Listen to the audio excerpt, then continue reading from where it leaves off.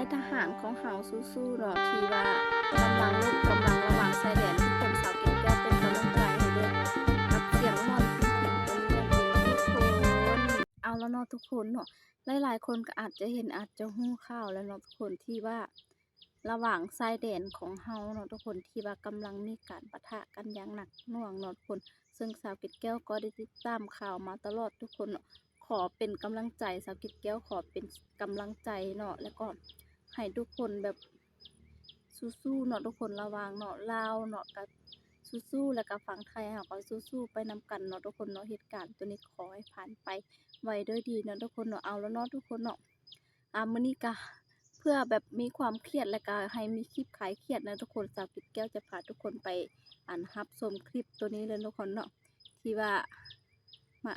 คลายเครียดกับพี่ๆทหารของเฮาหลายๆคนเนาะพิณเสียงม่วนพี่ทหารก็อดใจไม่ไหวทุกคนเอ้ยสบายดีกับสวัสดีพี่ FC ที่น่ารักทุกท่านยินดีต้อนรับเข้าสู่ช่องเกร็ดแก้วสาวลาวเช่นเก่าเช่นเคยอีกแล้วเนาะพี่น้องมื้อนี้เฮาก็ได้มาพบมาพ้อกันเช่นเก่าเช่นเคยทุกคนเนาะทุกคนมื้อนี้สาวเกร็ดแก้วก็มีเรื่องราวดีๆม่วนๆอยากมาฝากทุกคนเนาะกับอ้ายทหารของเฮาที่กำลังรบเนาะทุกคนเนาะ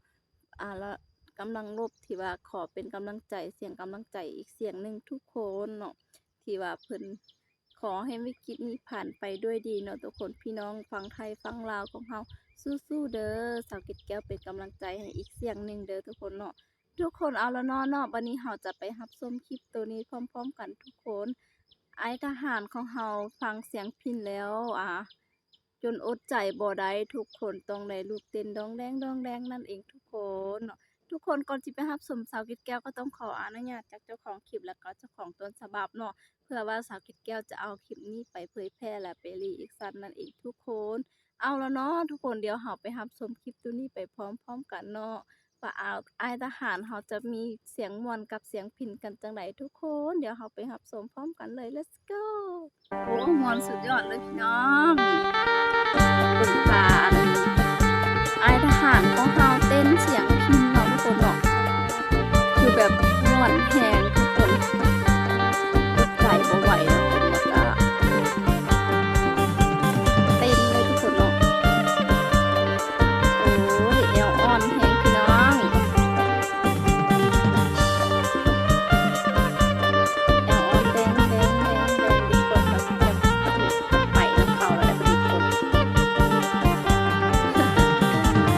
สุดยอดแฮง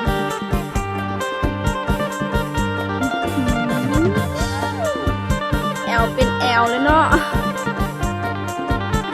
อ้ายทหารของเฮาทุกคนแอวเป็นแอวเลย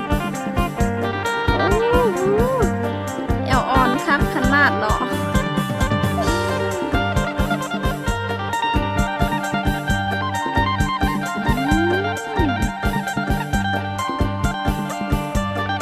แบบนี้แหละสุดยอ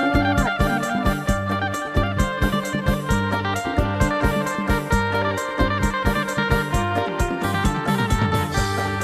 โอ้โหม่วน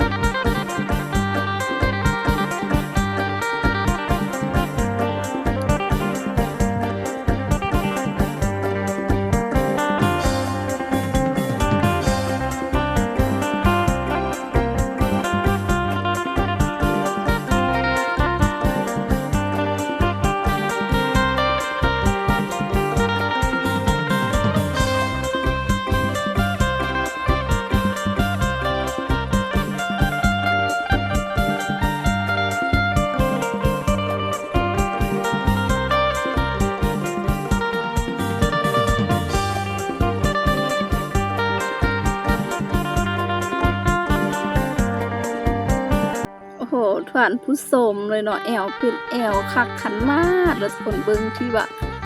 ทหารไอ้ทหารคนนี้ที่ว่าเราเต้นเนาะหรือว่าเราฟ้อนเนาะทุกคนซึ่งแอลจะดีแฮงเนาะอยู่หัวหน้าแถวนั่นเองทุกคนคือคลิปนี้ก็เป็นคลิปคล้ายเครียดเนาะทุกคนที่ว่าไอ้ทหารของเฮาแบบเต้นทุกคนแบบได้ยินเสียงพิณอีสานเนาะที่ว่าม่วนไปแล้วก็ไปเต้นนำทุกคนก่อนโอ้โหทุกคนเนาะสุดยอดแห่งเลยเนาะแล้วทุกคนคลิปที่ตัวนี้ทุกคนก็คลายเครียดกันไปอีกแบบนึงเลยเนาะทุกคนเพราะว่าคลิปที่จาก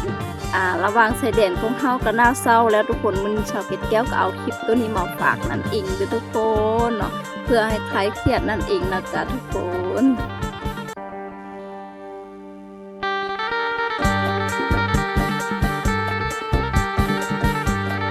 เป็นจังใดเนาะหลายๆคนก็รับชมกันไปแล้วฟังกันไปแล้วทุกคนเนาะหวังว่าจะคลายเครียดกันบ้างแล้วนะทุกคนเนาะก็มีคลิปคลายเครียดหลายๆคลิปแล้วมื้อนี้สาวเกตแก้วก็เอาคลิป